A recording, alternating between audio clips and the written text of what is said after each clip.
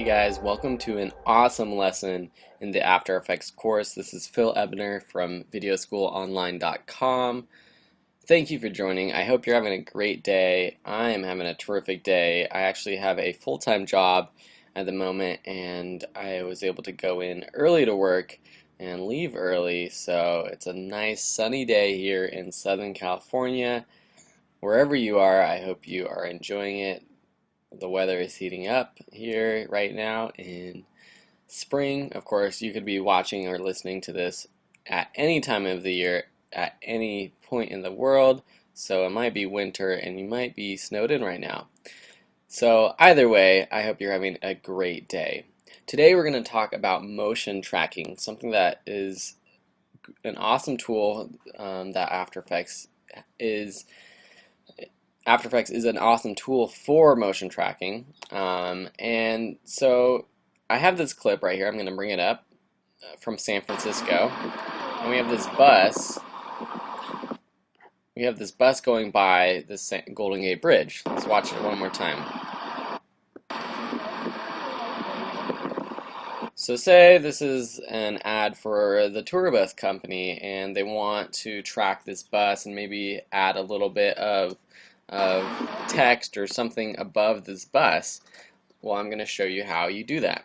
So I imported it into my After Effects. Actually, I'll just show you exactly how I do that. Click, drag, drop, rename by pressing enter, pressing San Fran. Then I'm going to drop this into a new composition by just clicking it and dragging it over this create a new composition button. You have to make sure that your tracker is opens down here in the right corner. So make sure you go up to Window, Tracker. And then I'm just going to shorten my work area to about 5 seconds, to about where this bus is, or maybe 4 seconds. This clip is only going to be 4 seconds long because I only want to track it until the bus is right there. Obviously, if this was a real issue, I would have had a better shot of the bus going across the bridge with it being clearer. And so I hope this is going to work, but see, it's very foggy, it's not too detailed, and we got these poles sticking up, so we're going to see how the tracker works. But I'm going to bet you that it's going to work great.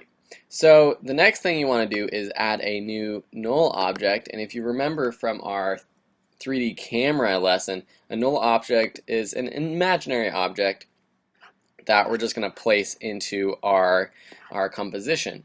And why we're going to do that is because when we track our motion, basically we'll set a point on our bus, and then across time it will track it as it goes down the highway, and it will set a keyframe for each of those points. And you'll see when I do this in a second.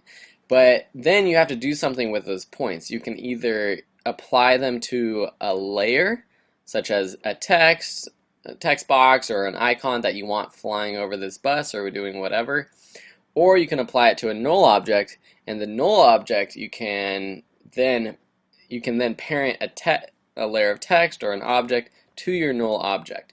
So that's a lot of information, and I'm sure you're very, very confused. So let me just show you what I'm doing. So first you have to go to your tracker down here, and I'm going to click Track Motion. So it brings up this new box, and it has this little track point option right here. So I'm going to, you see there's a plus sign and two squares. The inner square is basically the object that you want to track. You want to put the point exactly where on the specific object you want to track, and then the square box around whatever else is moving. And then this outer box it serves to basically digest whatever information is going on outside of this box and determine whether it needs to move this track point or not. So let me show you. So you click and move, and you can see it creates the zoomed in version for you. So I'm going to put it over this bus. You can see here, I'm just going to put it over the top of our bus because that is easily seen throughout our video piece. So I'm gonna make this a little bit smaller. The bigger the box is, the more time it's going to take to render.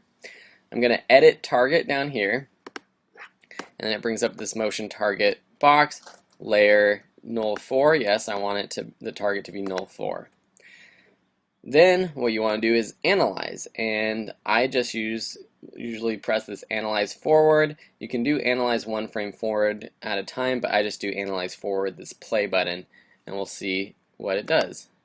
And as you can see, it's moving with the bus right now as the time goes by. So it's going to keep analyzing and track that bus as it goes down along the Golden Gate Bridge. So let's keep going. And as you can see here, the wind is blowing in the trees, so it was a very windy day. When I went to San Francisco, I actually went to the Golden Gate Bridge twice, 2 days in a row, and both days it was foggy, and you still couldn't see anything. So it was kind of a bummer, but I'm going to be moving up there soon, so I'll be able to get good views of that. So there you have it. You see all these track points, they appear up here in your viewer, and also if you drop down this menu and you drop down motion trackers and then tracker 1 and then track point 1, you can see that it has created keyframes for all these points, and basically it's tracking the motion. I'm going to then do apply, press apply, and that's going to bring up this option, and it says apply dimension to X and Y, and that's going to apply it to the null object. So it's going to basically copy these keyframes to the null object, and so the null object is going to move along with this tracker. Obviously that's all imaginary right now, but then you can do you can either just do the X and Y axis trackers or just X only, so it'll only go across but it won't go up and down with the bus, or Y only, it will only go up and down but not across the composition. Do X and Y. So now our null object has a position keyframes on it, and it goes across as it goes across the bridge. The null object, you can see here, this red square, although it's imaginary, it is represented by this red square. It goes across the bridge. Alright, so that is a lot of information, and that is how you track motion. But then what do you do with this? Well, I'm going to wait and show you in the next lesson, because I want you guys to take a little deep breath, re-watch this episode if you need to, and then just get a snack, take a break, take some deep breaths, and then come back and watch the next lesson. I hope you've enjoyed this one. I really have, and I'll see you next time.